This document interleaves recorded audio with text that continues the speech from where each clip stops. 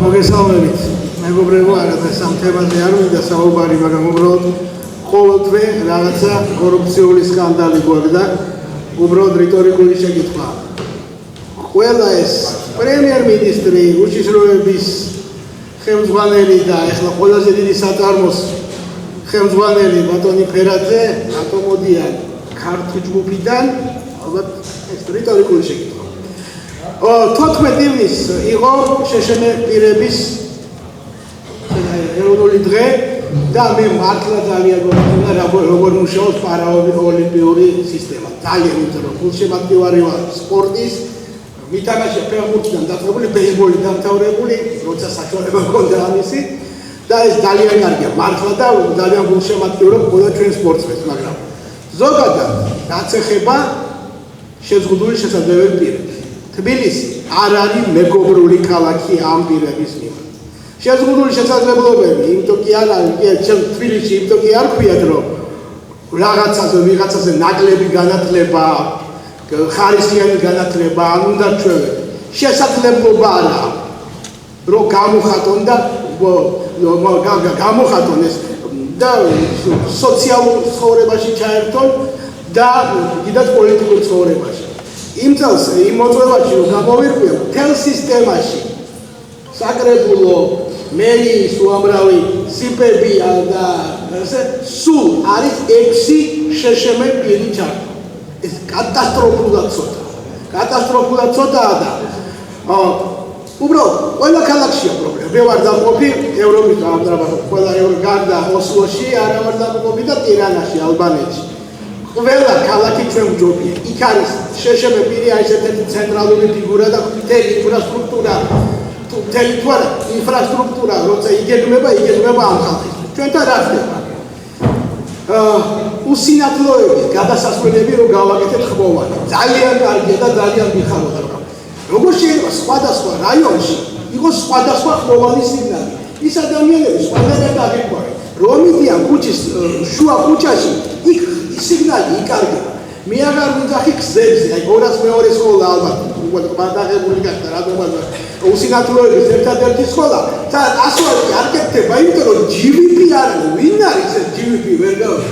ქალაქის მერია არის, ხალხს ბარდა ცოტა უფრო აგრესიულად გაგებით, რომ აქტიურად რას ქვია?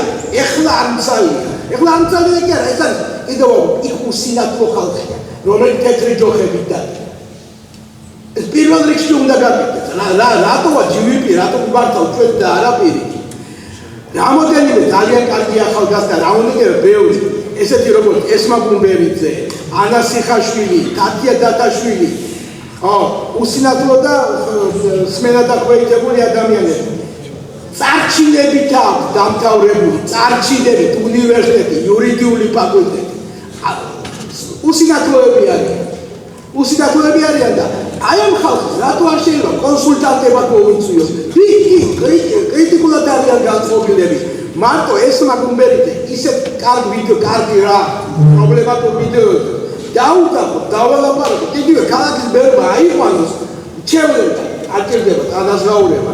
ის საბჭო რაც არსებობს, მაპატია 6 თვეში ერთხელ იკრიბება და მაგათ გაკეთებული საქმე არ მინახია. რატო არ შეიძლება დავამატოთ ყველა ქალაქის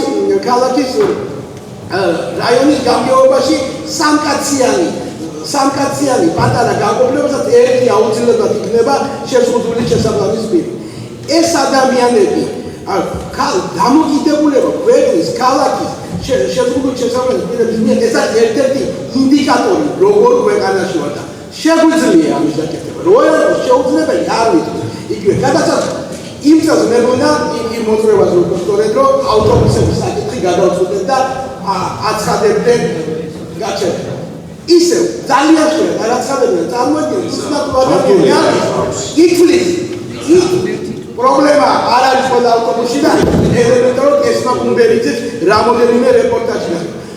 არ არის ეს ავტობუსი იმ დღეს ამოვიღოთ იმიდან შევაკეთოთ და გავუჭოთ. აი წარმოიდგინეთ, ადამიანი ადის და არ ცხადდება, უნდა ითვალოს უსინათლო ადამიანები გაჩერება და ეჭდება და სხვა გაჩერება და ეს არ არის რაღაცა გადაუწყვეტელი და რაღაცა კატასტროფით გამოკიდებული ხალხი.